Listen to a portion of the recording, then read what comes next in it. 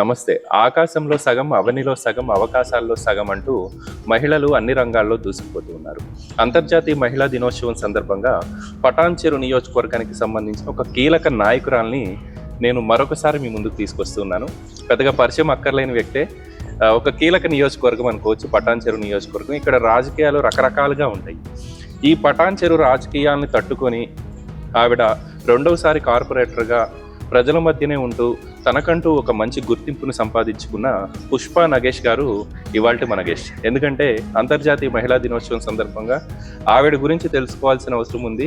ఆవిడ సమాజానికి, ముఖ్యంగా మహిళలకు ఎటువంటి మెసేజ్ ఇస్తారు అనేది మనం ఆవిడ ద్వారా తెలుసుకోవాల్సిన అవసరం ఉంది. మనతో పాటు పుష్ప నగేష్ గారు ఉన్నారు. ఒకసారి పలకరించే ప్రయత్నం చేద్దాం. మేడం, ముందుగా నమస్తే. అంతర్జాతీయ మహిళా దినోత్సవ శుభాకాంక్షలు. మనందరికి కూడా నమస్కారం.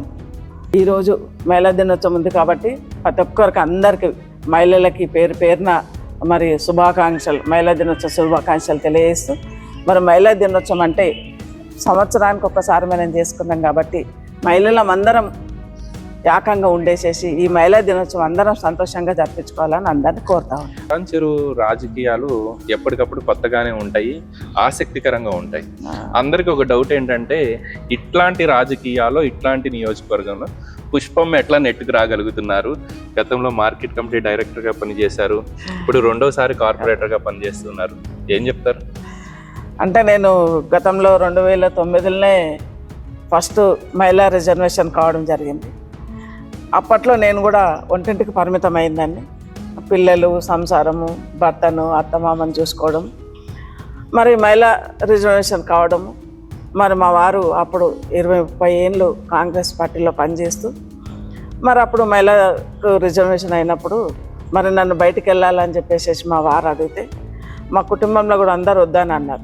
ఒంటింటికి పరిమితం అయిందని బయటకు తీసుకెళ్తే ప్రజలలో ఎలా ఉంటుంది, వద్దు అని అప్పుడు చెప్పడం జరిగింది. చెప్పినప్పుడు కూడా మా ఆయన, నేను 30-40 ఏళ్ళకులే నేను రాజకీయంలో పనిచేసి, పార్టీలో పనిచేసి ఈరోజు మనకు అవకాశం వచ్చింది రావాలని చెప్పేసి మా ఆయన అన్నప్పుడు నేను వెంబడే ఓకే అన్నాను. సరే వస్తాను అని చెప్పేసి బయటికి వెళ్ళడం జరిగింది. ఎందుకంటే నేను దేనికి బయటికి వెళ్ళేదాన్ని కాదు, అన్నీ మా వారే చూసుకునేవారు. ఇక తప్పదని పరిస్థితుల్లో నేను బయటికి రావడం జరిగింది.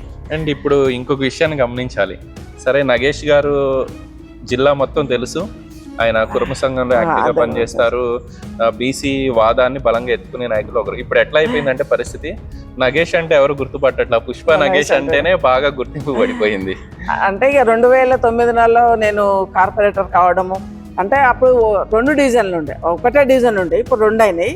అప్పుడు ఉమ్మడి ఒకటే డివిజన్లో మరి ఎంఏజీలో కానీ, భరతనగర్లో కానీ, ఇక్కడ రామచంద్రపురంలో కానీ మరి నేను బాగా పనిచేసి రోజు పొద్దున 8-9 గంటల నుంచి రాత్రి 10-11 గంటల దాకా కూడా నేను ప్రజలలో ఉండి, ఎక్కడైతే వర్క్ నడుస్తుందో అక్కడ నేను కూర్చేసుకొని కూర్చొని వర్క్ చేపించడం. మరి ఇప్పుడు కూడా భరతనగర్ అక్కడ ఉన్నా కానీ అక్కడ ప్రజలందరూ అదే అంటారు, మీరు ఇక్కడ రావాలని చెప్పేసి కూడా ఎప్పుడు అడుగుతూ ఉంటారు. అవకాశం ఉంటే వస్తాను కూడా అలా కూడా చెప్పడం జరుగుతూ ఉంది. ఎందుకంటే ప్రజలలో ఎప్పుడు 24 గంటలు మేము ప్రజలలో ఉండాలి, ఫోన్ అందుబాటులో ఉండాలి. ఎందుకంటే అవసరం ఉంటేనే ఫోన్ చేస్తారు, అవసరం లేని ఫోన్ చేయరు. కాబట్టి ప్రతిసారి కూడా ఏ ఫోన్ వచ్చినా, ఏ నాతి వచ్చినా మేము ప్రజలకు అందుబాటులో ఉంటాం, ప్రజల సమస్య తెలుసుకుంటాం, ప్రజలలో ఉంటాం. ఎందుకంటే ఒక మహిళా కార్పొరేటర్, మహిళలు ఏమన్నా అడగాలంటే జెంట్స్ని అడగలేరు, మహిళని అడుగుతారు. కాబట్టి మరి నేను 5 సంవత్సరాలు కార్పొరేటర్గా చేసి 1 సంవత్సరం ఇన్ఛార్జ్ చేయడం జరిగింది. దాని తర్వాత కొన్ని కారణాల వలన నాకు సెకండ్ సారి టికెట్ ఇవ్వలేరు. అంత మంచి పేరున్నా కానీ టికెట్ ఇవ్వలేకపోయారు కొన్ని కారణాలు. ఇవ్వకపోయినా కానీ నేను అభివృద్ధి చెందలేదు. ఎందుకంటే నేను ఎప్పుడు ప్రజలలోనే ఉన్నా, పదవి ఉన్నా లేకున్నా కూడా నేను ప్రజలలో ఉండేసేసి, మరి ప్రభుత్వం అప్పుడున్న ప్రభుత్వం గుర్తించి మరి ఎప్పుడు ప్రజలలో ఉంటుంది, ప్రజల సమస్య తెలుసుకున్న మనిషి, ఏదో ఒకటి చేయాలన్న తపనతోటి మరి అప్పుడున్న హరీష్ అన్న ఎవరికి తెలియకుండా టీవీలో వచ్చేదాకా ప్రతి మనిషికి కూడా తెలియదు. మరి ఆయన టీవీలో నా ఫోటో పేరు వేసి మరి పుష్ప నీకు మార్కెట్ కమిటీ చైర్మన్ ఇస్తున్నా అని చెప్పేసి కూడా ఆయన టీవీలో అనౌన్స్మెంట్ చేయడం జరిగింది. మరి మార్కెట్ కమిటీ చైర్మన్గా అయినప్పుడు కూడా ఫస్ట్ చైర్మన్, ఇక్కడ జిహెచ్ఎంసీలో కలిసినాక ఫస్ట్ కార్పొరేటర్, మరి మార్కెట్ కమిటీ కొత్తగా నిర్ణయించి మరి దానికి ఫస్ట్ చైర్మన్గా నన్నే చేయడం, నేను దానికే అసలు చాలా సంతోషపడ్డాను. మరి చేసినప్పుడు మనం బాధ్యతతో పనిచేయాలి. తీసుకొని నన్ను అడవిలో కూర్చుని పెట్టారు. ఏం లేవు, చెట్లు చెదారం తప్ప ఏం లేదు. దాన్ని నేను ఏ విధంగా నన్ను చెయ్యాలన్న తపనతోటి కూడా మార్కెట్ ఆడు చాలా బ్రహ్మాండంగా చేయడం జరిగింది. ఎందుకంటే 1,20,00,000 పెట్టి మంచి ఆఫీస్ కట్టుకున్నాం, 60 సెటాలు వేసినాం.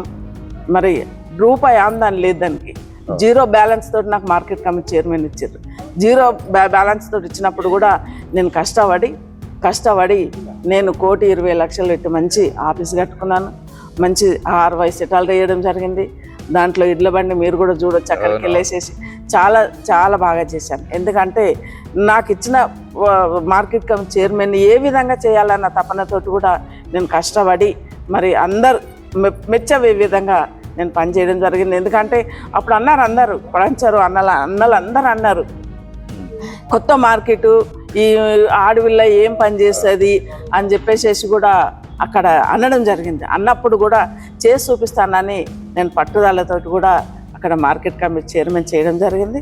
మొన్న కూడా నాకు టికెట్ రానికి కూడా చాలా ఇబ్బందులు పెట్టారు. ఇబ్బందులు పెట్టినప్పుడు కూడా మేము ప్రభుత్వానికి ఒకటే చెప్పినాం, ఇస్తే ఒకటి ఉంటాం, ఇవ్వకపోతే మేము 2 ఉంటాం అని చెప్పేసి కూడా చెప్పడం జరిగింది. అప్పుడే మరి సీఎం గారు ఎమ్మెల్యే గారు ఫోన్ చేసి పుష్పమ్మకు టికెట్ కాదంటారు అంట, ఎందుకు కాదంటారు అని చెప్పి ఎమ్మెల్యేకి ఫోన్ చేసి ఎంబడే పిలిపించుకొని మళ్ళీ నాకు టికెట్ ఇవ్వడం జరిగింది. కార్పొరేటర్గా కొన్ని విషయాలు మనం మాట్లాడుకోవాలి. మొదటిసారి కార్పొరేటర్ అయినప్పుడు చాలా పెద్ద డివిజన్, భారతీనగర్ డివిజన్, ఈ రామచంద్రపురం కలిపి ఉండేది. అప్పుడు చాలా అభివృద్ధి కార్యక్రమాలు చేశారు. మేము కూడా కొన్ని గల్లీలకు వెళ్ళినప్పుడు శిలాఫలకాల మీద ఇప్పటికీ మీ పేర్లు అట్లనే ఉండిపోయింది. ఎట్లా అనిపించింది 2 కలిపి ఉన్నప్పుడు చేసిన అభివృద్ధి? అంటే 2 కలిపి ఉన్నప్పుడు అంటే ఇంకా పెద్ద డివిజన్ కదా, ఎప్పుడు నేను ప్రజలల్లో ఉండేదాన్ని. అక్కడ ఇక్కడ 2ట్లల్లో నాకు సపోర్ట్గా మా ఆయన కూడా, నేను అటుంటే ఆయన ఇటు ఉండేది, నేను ఇటుంటే అటు చూసుకునేది. మేము కలిసి ఇద్దరం పనిచేసినాం కాబట్టి ఇంత పెద్ద డివిజన్ ఎదుర్కోగలిగినాం. ఇప్పుడు 1 డివిజన్ అయినా కానీ నేను చక్కగా ఒక్కదాన్ని మహిళ అయినా కానీ నేను ఒక్కదాన్ని వెళ్ళగలుగుతున్నాను, పనులు చేపించగలుగుతున్నాను. మొన్ననే ఇక్కడ మేము కొత్తగా గుళ్ళు కట్టినాం, రామాలయం, శివాలయం, సరస్వతి టెంపుల్, 4 గజ స్తంభాలు పెడతా ఉన్నాం. జిహెచ్ఎంసీలో లైట్లు అడిగినాను నేను. ఇట్లా మేము కొత్తగా జాతర చేస్తున్నాము, గుళ్ళు కట్టి జాతర చేస్తున్నాం, మాకు లైట్లు కావాలని చెప్పేసి అడిగినప్పుడు జోనల్ కమిషనర్ ఏమన్నాడంటే, లేదు అది ప్రపోజల్ పెట్టాలి, ఇప్పుడు లేవు అని అన్నాడు. చక్కగా కమిషనర్ దగ్గరికి వెళ్ళినాడు ఆఫీస్కి. కమిషనర్ దగ్గరికి వెళ్ళే, సార్ నా దగ్గర కొత్తగా గుళ్ళు కట్టిన, కొత్తగా జాతర అవుతుంది, నాకు లైట్లు అయిందాక కాదు, నేను స్టాండింగ్ కమిటీ నంబర్ సార్ నేను కావాలని చెప్పేసి అడిగినప్పుడు ఎంబడే జోనల్ కమిషనర్కి లెటర్ రాసేసి ఫోన్లో చెప్పేసింది. 300 లైట్లు నిన్న పంపించిండు, ఇంకా కొన్ని లైట్లు ఈరోజు కట్టు. ఎందుకంటే ప్రజలే దేవుడు, ప్రజలకు మేము కష్టపడ్డాక ప్రజలు ఊరంతా జాతర అని చెప్పేసి అడిగినప్పుడు ఆయన ఎంబడే ఇవ్వడం జరిగింది. చాలా మంది ఏమనుకుంటారంటే ఈ నియోజకవర్గంలో కానివ్వండి, మీ డివిజన్లో చాలా సాఫ్ట్గా కనిపిస్తుంది పుష్పమ్మ అని అంటూ ఉంటారు. కానీ జనాల సమస్యల విషయానికి వచ్చినప్పుడు అధికారుల దగ్గర పుష్పమ్మ అవసరమైతే ఒక అమ్మవారిలాగా కూడా మారిపోయి కొట్లాడి నిధులు తేవడం కానివ్వండి, ఆ పనులు తేవడం అనేది చాలా తక్కువ మందికి తెలుసు. ఎట్లా వస్తుంది అంత ధైర్యం? అంటే ఇప్పుడు మనం పని చేసినప్పుడు కొట్లాడక మనకున్నది, మనకు కంపల్సరీ కావాలి. ఇప్పుడు మనం ప్రజలలో ఉన్నప్పుడు ప్రజలకు మాటిస్తాం, ఆ పని చేస్తామని చెప్పేసి. సరే 1 రోజు 2 రోజులు లేట్ అవుతుంది, 3వ రోజు కల్లా చేయాలి. అది తప్పని పరిస్థితి. ఇప్పుడు అతికాలంలో ఒత్తిడి చేస్తేనే కదా మనకు ఫండ్స్ ఇచ్చేది. అతికాలంలో ఒత్తిడి చేయకపోతే ఇవ్వరు, కంపల్సరీగా కావాలి. మనం ప్రజలకు మాట ఇచ్చినాం కాబట్టి కంపల్సరీ తీసుకొచ్చి చేయాలి. కానీ ఇప్పటి వరకు అధికారులు కానీ మా జిహెచ్ఎంసీలో ఎవ్వరు కానీ నేను పోతే ఈ లెటర్ తీసుకొని పోతే కాదన్న పనే లేదు. ఎందుకంటే నోరు మంచిదా ఊరు మంచిదా అని అంటారు. మనం నోరుతో ఎంత సమాధానంతో అధికారులతో మాట్లాడితే మనకు అంత ఫండ్స్ వస్తుంది. మనం ఏదో చేతిలో పట్టుకొని పన్ను మూతి ముచ్చటాలను అసలు ఎక్కేయాలని అంటారు కదా, ఆ విధంగా మనం అందరితో మంచిగా ఉండి మస్తు ఫండ్ తీసుకొచ్చే అవకాశం మనకు ఉంటుంది. కదా మనం ఇప్పుడు రోజు కోపాన తాపాన్ని ఉంటే ఆ మేడం దగ్గర పోవద్దాము, ఆమెకి ఏమి ఇవ్వద్దు, ఆమె కోపాలు తాపాలు చేస్తుందని అంటారు. మన నిదానమే ప్రాధాన్యం. మనం ఎంత నిదానంతో నిధులు తెచ్చుకుంటే అన్ని నిధులు మనకు వస్తాయి. మనం అధికారులతో ఎంత మంచిగా ఉంటే మనకు అన్ని పనులు చేసి పెడతారు. మహిళా దినోత్సవం సందర్భంగా మహిళలకి సంబంధించి కొన్ని విషయాలు చెప్పుకోవాల్సిన అవసరం ఉంది. మీరు ఈ కాలనీలో కానివ్వండి, మీ డివిజన్ పరిధిలో చాలా కాలనీల్లో సీసీ కెమెరాల ఏర్పాటు విషయంలో పట్టుదలగా తీసుకున్నారు. అందరినీ నొప్పించి పోలీస్ అధికారులను, ఏసీపీని పిలిపించి చాలా కాలనీలో సీసీ కెమెరాలు ఏర్పాటు చేశారు. దీనివల్ల ప్రధానంగా మహిళల సేఫ్టీ, ఉమెన్ సేఫ్టీ అనేది అక్కడ స్పష్టంగా కనపడుతుంది. సీసీ కెమెరా చూసి ఏదన్నా ఇబ్బంది పెట్టాలి మహిళలను అనుకున్నోడు కూడా వెనక్కి తగ్గిపోయే పరిస్థితి. ఆ విషయంలో మహిళలకు మీరు చాలా సపోర్ట్ చేశారు. అయితే నేను ఎంబడే గెలవంగానే కాలనీ అధ్యక్షులతో మాట్లాడినా, మీటింగ్ పెట్టేసి కాలనీ అధ్యక్షులతో మాట్లాడినప్పుడు ప్రతి కాలనీలో సీసీ కెమెరాలు ఉండాలి అంటే, నేను జిహెచ్ఎంసీ నుంచి పెట్టేది లేదు, అది ఈ దాంట్లో పెట్టేది లేదు కాబట్టి కమిటీ వాళ్ళే, మీ కమిటీ వాళ్ళందరూ కూర్చొని మీటింగ్ పెట్టేసేసి ప్రతి కాలనీలో సీసీ కెమెరాలు ఉండాలి. నా వంతు సాయం కూడా చేస్తాం, మీతో పాటు నా వంతు సాయం కూడా చేస్తాం. మనం అందరం ప్రతి కాలనీలో సీసీ కెమెరాలు పెట్టుకుంటే, ఒక్క సీసీ కెమెరా ఉంటే 100 మంది పోలీసు వాళ్ళు ఉన్నట్టు మనకి ధీమా, ఒక్క సీసీ కెమెరా ఉంటే. అట్లా ప్రతి కాలనీలో సీసీ కెమెరాలు పెట్టేయడం జరిగింది. ఎందుకంటే సీసీ కెమెరాలో ఒక ఆఫీస్లో పెట్టినామనుకో, పోలీసుకు మన ఆఫీస్కు కాంటాక్ట్ ఉంటుంది. మనది కాలనీలో ఏం జరిగినా పోలీసులకు ఇన్ఫామ్ ఉంటుంది, వాళ్ళు చూసుకుంటారు కాబట్టి ఆడ ఇన్ఫామ్ ఉంటుంది. మనం ప్రతి కాలనీలో పెట్టాలన్న ఉద్దేశంతో ప్రతి కాలనీలో పెట్టేయడం జరిగింది. మరి అక్కడ కాలనీ వాళ్ళకు కూడా పోలీసులతో లింక్ చేయడం జరిగింది. ఎందుకంటే పోలీసులకు మనకు లింక్ ఉందనుకో, మనం ఏం చేసినా పోలీసులు చూస్తూ ఉంటారు. అదే మన మహిళలకు సేఫ్టీ, మనం మహిళలకు సేఫ్టీ ఉండాలంటే సీసీ కెమెరా, ఒక్క సీసీ కెమెరాలో 100 మంది పోలీసుల ధీమ్ ఉంటుంది కాబట్టి అది మనకు మహిళలకు రక్షణ కల్పించినట్టు ఉంటుంది. ఒక అద్భుతమైన పార్కును కూడా మీ రామచంద్రపురంలో రీసెంట్ గానే ఓపెన్ చేసినట్టు, కోట్లాది రూపాయల నిధులు దానికి ఖర్చు పెట్టి చేయాల్సిన పరిస్థితులు, దానివల్ల కూడా వృద్ధులు, మహిళలు ముఖ్యంగా వాకింగ్ చేసుకునే వాళ్ళకి కానీ మంచి ట్రాక్ ఏర్పాటు చేశారు, చాలా చక్కగా చేశారు. అది కూడా అయితే శ్రీసాయి నగర్ కాలనీలో మరి అర్ధెకరా ల్యాండ్ కొంతమందికి కబ్జాకు గురైనప్పుడు నేను 2009 నుంచి కూడా దాని గురించి బాగా పోరాటం చేయడం జరిగింది. పోరాటం చేసినప్పుడు కూడా ఒక 5 సంవత్సరాలు నా వల్ల కాలేని పరిస్థితి కూడా తీసుకొచ్చారు. సరే అని చెప్పేసి నేను కూడా ఊరుకున్నాక మళ్ళీ ఎలక్షన్లలో ప్రచారం చేసి లాస్ట్ మూమెంట్ అయిపోయింది, మా ప్రచారం ఆ రోజుకి అయిపోయినాక అది ఇట్లాగే లంచ్ చేసి కూర్చున్నాము. హరీష్ అన్న ఇంటికి వెళ్ళిపోతా అని చెప్పేసి బయలుదేరిండు. సరే మనమైతే కాలనీకి వెళ్దాం నడు అని చెప్పేసి నేను మా ఆయన కాలనీకి వెళ్ళడం జరిగింది. వెళ్తే కాలనీ లేడీస్ ఏమన్నారు, అన్న మాకు ఇది ఒక్కటి మాకు మా కాలనీకి హ్యాండ్ఓవర్ చేస్తే నువ్వు కోటు బయటకు పోకుండా వేస్తామన్నా అని చెప్పారు. సరే మహిళలు అడిగారు కదా అని చెప్పేసి ఎంబడి హరీష్ అన్నకు ఫోన్ చేసినాం. అన్న ఇట్లా మహిళలు 50 మంది 60 మంది దాకా ఉన్నారు, ఇట్లా ఒక పార్క్ కావాలంటారు, నువ్వు వెంటనే రా అన్న అంటే ఎంబడే మళ్ళీ రింగ్ రోడ్ దాకా పోయేసేసి హరీష్ అన్న రిటర్న్ వచ్చి మహిళలతో మాట్లాడింది. ఏందమ్మా చెప్పు అని అంటే, పుష్పక్క మాకు 5 సంవత్సరాలు బాగా పనిచేసింది, ఒక అక్కగా ఒక చెల్లెలుగా మాకు సొంతం తొడబుట్టిన వాళ్ళు ఏ విధంగా ఉంటారు ఆ విధంగా మా దాంట్లో కలిసిపోతుంది. మాకు ఒక్కటి ఆమె 5 సంవత్సరాలు పోరాటం చేసింది కాలేదన్న, ఇది ఒక్కటి మాకు హ్యాండ్ఓవర్ చేస్తే మేము చిన్న గుడి అన్న పార్క్ అన్న చేసుకుంటామని చెప్పేసి మహిళలు అడగడం జరిగింది. అడిగినప్పుడు హరీష్ అన్న ఏమన్నాడు, పుష్పమ్మను గెలిపియండి, తెల్లార కొబ్బరికాయ కొట్టని చెప్పి, మీకు తెల్లార హ్యాండ్ఓవర్ చేసేసి మీకు గుడి పార్క్ ఏదో ఒకటి నేను చేస్తా అని చెప్పేసి వాళ్ళకు హామీ ఇచ్చిండు. అందులో వాళ్ళు ఆడిండు పార్క్లో చెప్పేసేసి వెళ్ళిండు. సరే మంచి మెజార్టీతో నేను గెలిచిన 2 రోజులకి అన్న ఫోన్ చేసిండు, పుష్పమ్మ నువ్వు కలెక్టర్ దగ్గరికి వెళ్ళేసేసి పార్కు కాలనీకి హ్యాండ్ఓవర్ చేయు అని చెప్పేసి చెప్పిండు. కలెక్టర్కి ఫోన్ చేసిండు. పార్కు 2 రోజులలో హ్యాండ్ఓవర్ చేసినాం. అందరినీ కమిటీ వాళ్ళని అందరిని కూర్చున్నబెట్టి మహిళలను అందరిని కూర్చున్నట్టు అడిగితే లేదక్క మాకు పార్క్ కావాలని అన్నారు. గుడే పార్క్ అని అడిగితే పార్క్ కావాలని అన్నారు. అర్ధెకరా ల్యాండ్లో మంచి పార్క్ చేయడం జరిగింది. మళ్ళీ అది కూడా హరీష్ అన్న చేతుల మీదగానే ఇనాగ్రేషన్ చేసుకున్నాం. మరి మహిళలకు జిమ్ కానీ యోగా చేసుకొని యోగా అది కానీ పార్కు చుట్టుముట్టు వాకింగ్ చేసుకోనికి వాకింగ్ ట్రాక్ కానీ పిల్లలను తీసుకొని వస్తే ఎత్తుకొని వాకింగ్ చేయరని చెప్పేసి పిల్లలకు ఆట స్థలం అందులో మంచి పిల్లలు ఆడుకునేది పెట్టి మరి మంచి పార్కు చేయడం జరిగింది. ఇట్లా చెప్పుకుంటూ పోతే చాలా కార్యక్రమాలు చేశారు. మనకు ఒక రోజంతా సరిపోదు, ఎందుకంటే సుదీర్ఘకాలం కార్పొరేటర్ గా పనిచేశారు కాబట్టి. ఆ ఇనాగ్రేషన్ రోజు నేను కూడా ఉన్నాను. మహిళల కళ్ళల్లో ఆనందాన్ని ఎన్ని కోట్లు ఇచ్చినా ఒక అద్భుతమైన పార్కు. ఈవెన్ లైటింగ్ కూడా చాలా ఖర్చు అయింది అని చెప్పి వచ్చింది. అంటే మంచి లైట్లు పెట్టాలి, పార్క్ తగ్గట్టు లైట్లు ఉండాలి. మనము ఏదైతే మనం తిననీకి అన్ని కంచంలో పెట్టుకుంటామో కంటికి కనిపిస్తేనే కడుపులోకి పోతుంది, కంటికి మంచిగా కనిపిస్తేనే కడుపులోకి తిననీకి పోతాం. ఆ విధంగా పార్కుకు తగ్గట్టు లైట్లు ఉండాలి, లైట్ల తగ్గట్టు పార్క్ ఉండాలి, మళ్ళీ పార్కుకు తగ్గట్టు అన్ని మౌలిక సదుపాయాలు కల్పించాలన్న ఉద్దేశంతో చాలా లైట్లు కూడా మంచి లైట్లు పెట్టేయడం జరిగింది. దాంతోపాటు కూడా మల్లికార్జున నగర్లో 1000 గజాల జాగ, 1000 గజాల జాగ కూడా అది కూడా కబ్జాలకు గురైనుండే, అది కూడా మరి కాలనీకి హ్యాండ్ ఓవర్ చేసేసి దాన్ని కూడా మంచి పార్క్ చేయడం జరిగింది. ఆ పార్క్ కూడా ఎందుకంటే అందులో జిమ్ పెట్టినాము, చుట్టుముట్టు వాకింగ్ ట్రాక్ పెట్టినాము, పిల్లలు ఆడుకునే సామగ్రి పెట్టినాము, అన్నీ అక్కడ ఎట్లా చేసినా ఇది కూడా అట్లా. దాంతోపాటు ఇప్పుడు బాలవేరు పార్కు అంటే ఎప్పుడో జమ్మనల్లో మేము ఊర్లో వేసి వచ్చినప్పటి నుంచి ఇది ఒకటే పార్క్ ఉంది రామచంద్రపురంలో. ఆ పార్కు కూడా సుందరవనం లాగా చేస్తున్నాను, నడుస్తుంది, ఇంకా పని నడుస్తుంది, మీరు కూడా చూడండి.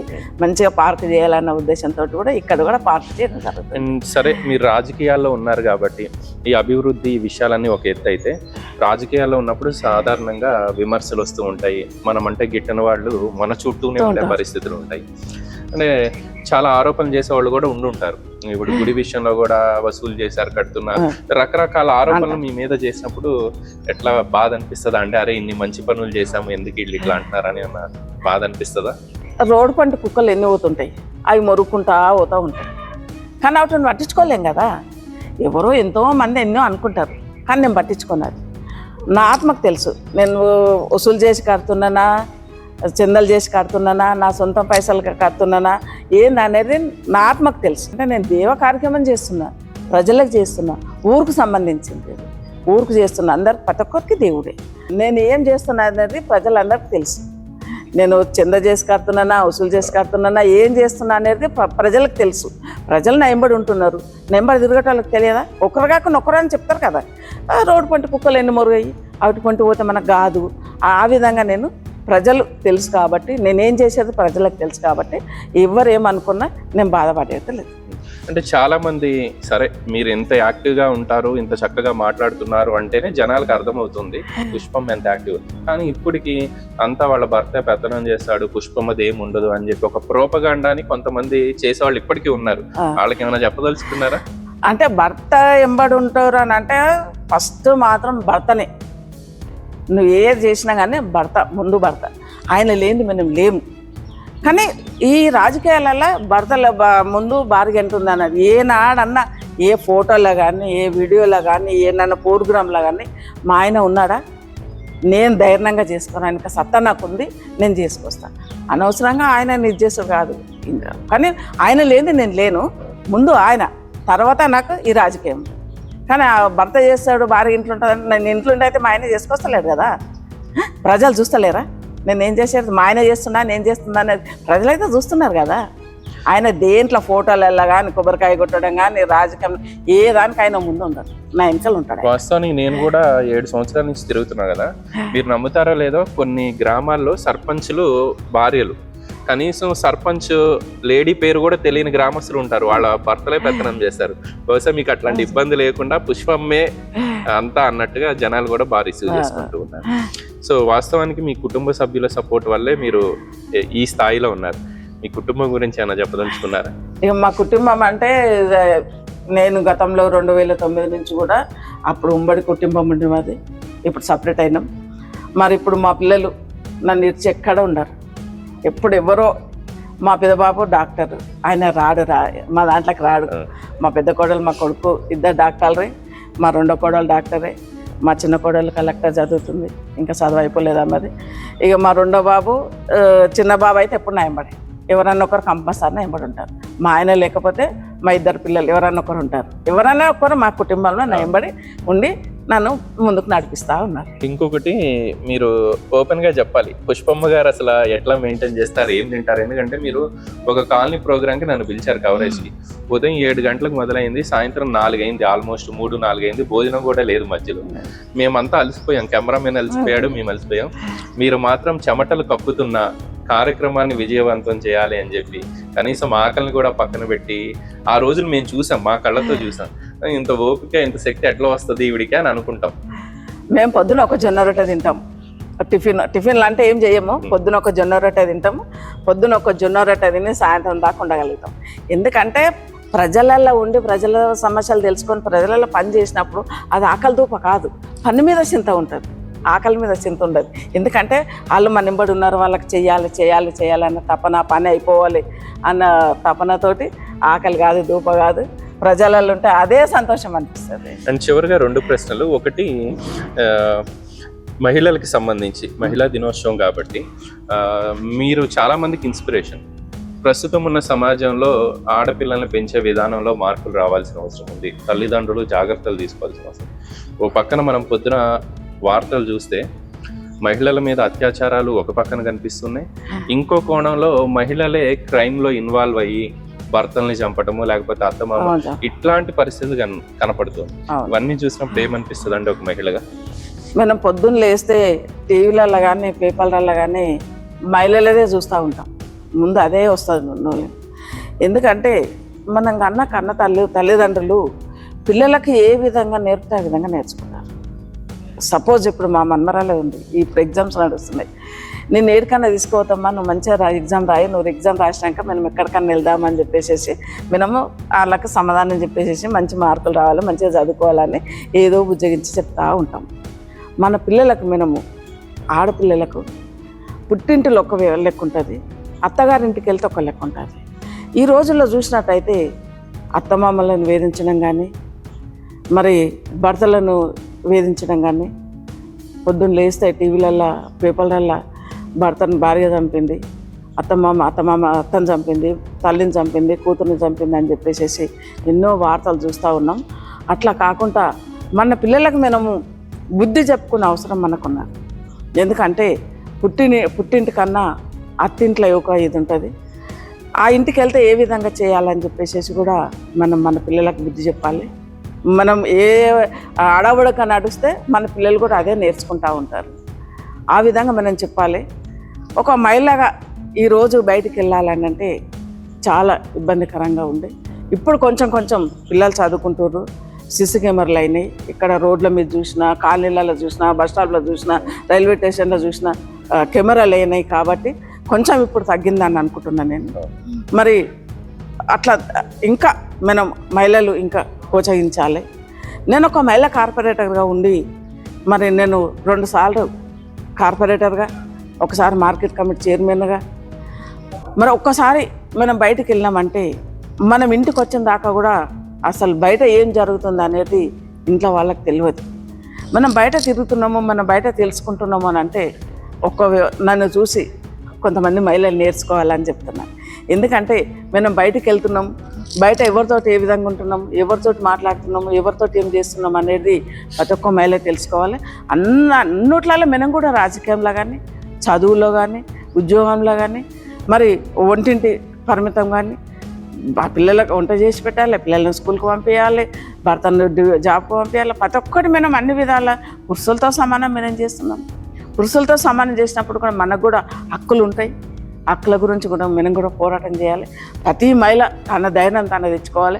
ఎవడన్నా ఏమన్నా ఇది చేసిండు అనుకో, చెల్లు మనాలి, చెప్పు తీయాలి, చెంప మీద కొట్టాలి, గల్ల పట్టే బజాలు గుంజాలి. ఆ ధైర్యం మన దగ్గర ఉండాలి. ఆ ధైర్యం సపోజ్ నేను చెప్తాను, నేను 2009లో కార్పొరేటర్ ఉన్నప్పుడు ఒక ఇమేజ్లో ఒక అమ్మాయి ఉండే, వాళ్ళ భర్త వేరే అమ్మాయితోటి ఉంటుండే. ఉన్నప్పుడు ఆమె వచ్చి నా దగ్గర కూర్చొని ఏడ్చింది, అక్క నేను ఏం చేయాలి, 2 పిల్లలు, మా ఆయన అక్కడనే ఉంటుండు అని చెప్పేసి ఏడ్చినప్పుడు చక్కా పోలీస్ స్టేషన్కి వెళ్ళమని చెప్పింది. అక్క నాకు భయం, నేను పోనాను. నువ్వు భయపడకు, నువ్వు పో, నేను ఉన్నాను ఎంబడి. ఎవరన్నా ఏమన్నా నేను వలకరించినట్టంటే నాకు ఫోన్ చేయి, నేను ఎంబడి వచ్చేస్తాను నీ దగ్గరికి, నువ్వు వెళ్ళని చెప్పేసి ఒక 5 మంది వచ్చి తోలిచింది పోలీస్ స్టేషన్కి. ఆయన మీద కంప్లైంట్ ఇవ్వని చెప్పేసి కంప్లైంట్ ఇచ్చింది. కంప్లైంట్ ఇచ్చినాక 100 రోజులకి వచ్చింది. ఒక ఆమె లేడీ ఉంది అందులో, ఆమె అన్నదంట చెంప మీద చెల్లుమని వేయని అన్నదంట. ఆయన 2-3 గుంజింది. ఆయన గుంజినాక కేసు పెట్టింది. కేసు పెడితే వాడొచ్చుండి తెల్లాలి, మేడం నేను ఎట్లా చేసేసి మానుకుంటా మేడం, నన్ను కేసు కొట్టేపి అని చెప్పేసి 2 కూర్చునబెట్టి మాట్లాడి చేసి నేను వాళ్ళకు కాంప్రమైజ్ అయ్యి 2 భార్య భర్తలను ఒక దగ్గర కలపడం జరిగింది. 2 పిల్లలు కలపడం జరిగింది. ఆ విధంగా మనం ధైర్యం తెచ్చుకోవాలి. నువ్వు పోలీస్ స్టేషన్ పోకుండా ఉంటే నీ భర్త నీ దగ్గరికి రాకుండా కదా, అదే విధంగా ఉండవు. అట్లా ధైర్యం తెచ్చుకోవాలని ప్రతి మహిళ నేను కోరుకుంటున్నాను. ఎందుకంటే నాలాక ఒక ధైర్యం తెచ్చుకొని ఒక ముందుకు వచ్చి రేపు పొద్దుగాల దేంట్లో అయినా సరే, రాజకీయంలో కానీ, చదువులో కానీ, ఉద్యోగంలో కానీ ఏమిట్లా అయినా ముందుకు రావాలని చెప్పేసి ప్రతి మహిళను చివరిగా మన ఈ ఇంటర్వ్యూ ముగించే ముందు పటాన్చెరు నియోజకవర్గం పునర్విభజనలో భాగంగా 2 నియోజకవర్గాలు అయ్యే అవకాశం ఉంది. 2 నియోజకవర్గాలు అయితే మహిళా రిజర్వేషన్ కూడా వచ్చే అవకాశం ఉంది. ఎందుకంటే మహిళలకు ప్రాధాన్యం ఎక్కువగా దొరుకుతున్న నేపథ్యంలో మీరు అందరికీ తెలిసిన వ్యక్తిగా, చాలా యాక్టివ్గా ఇక్కడ రాజకీయం చేస్తున్న వ్యక్తిగా ఏమన్నా ఆశ ఉందా? ఒకవేళ అవకాశం వస్తే రెడీగా ఉన్నారా బరిలో నిలిచేందుకు? ఎందుకంటే నేను 3వ సారి కదా, ముందుగా 2 సార్లు స్టాండ్ కమిటీ నంబర్ అయినా, ఇప్పుడు స్టాండ్ కమిటీ నంబరు, 2 సార్లు కార్పొరేటర్, ఒకసారి మార్కెట్ కమిటీ చైర్మన్. పెద్దల అవకాశం ఇస్తే కంపల్సరీ మా 2 నియోజకవర్గాలు అయితే అని అంటున్నారు, కంపల్సరీ బడిలో ఉంటా అని చెప్పేసి నేను కూడా అందరికీ కోరుకుంటున్నాను. మా భగవంతుని దయ, పెద్దల ఆశీర్వాదం, భగవంతుని దయ ఇస్తే మాత్రం కంపల్సరీ ఉంటాను. Thank you very much. చాలా చక్కగా మాట్లాడారు. ఉమెన్స్ డే సందర్భంగా మహిళలకు సంబంధించి కొన్ని సూచనలు కూడా చేసినందుకు. రాబోయే రోజుల్లో భవిష్యత్తులో మీరు మరింత ఉన్నత శిఖరాలకు ఎదగాలని చెప్పి న్యూస్. సో ఇది ఓవరాల్ గా అంతర్జాతీయ మహిళా దినోత్సవం సందర్భంగా రామచంద్రాపురం కార్పొరేటర్ పుష్ప నగేష్ గారితో మనం మాట్లాడే ప్రయత్నం చేసాం. ఒక విషయాన్ని మీరు గమనించాలి, పటాన్చెరు నియోజకవర్గ రాజకీయాల్లో చాలా మంది మహిళా సర్పంచ్లు ఉన్నారు, మున్సిపల్ చైర్పర్సన్ గా పనిచేసిన వాళ్ళు ఉన్నారు. కానీ సుదీర్ఘకాలం ఇంత రాజకీయ ఒత్తిడిలో ఆల్మోస్ట్ 2 సార్లు కార్పొరేటర్గా పనిచేయడం, ఒకసారి మార్కెట్ కమిటీ చైర్మన్గా పనిచేయడం అనేది ఆ ఘనత ఖచ్చితంగా పుష్పమ్మకే దక్కింది అనడంలో ఎటువంటి అతిశయోక్తి లేదు. ఆవిడ చాలా బలంగా చెప్తున్నారు, ఒక మహిళగా నా కుటుంబ సభ్యుల సహకారంతోనే ఈరోజు ఈ స్థాయిలో నిలబడ్డాను. ప్రతి ఒక్క మహిళ తమ హక్కుల కోసం పోరాడాల్సిన అవసరం ఉంది. ఒకవేళ పార్టీ అవకాశం ఇస్తే రాబోయే రోజుల్లో మహిళా ఎమ్మెల్యేగా తనని తాను ప్రూవ్ చేసుకోవడానికి కూడా సిద్ధంగా ఉన్నాను అని చెప్పి ఆవిడ చెప్తున్నారు. వీడియో జర్నలిస్ట్ సంజితో గోపికృష్ణ, న్యూస్ 16, పటాన్చెరు నియోజకవర్గం నుంచి.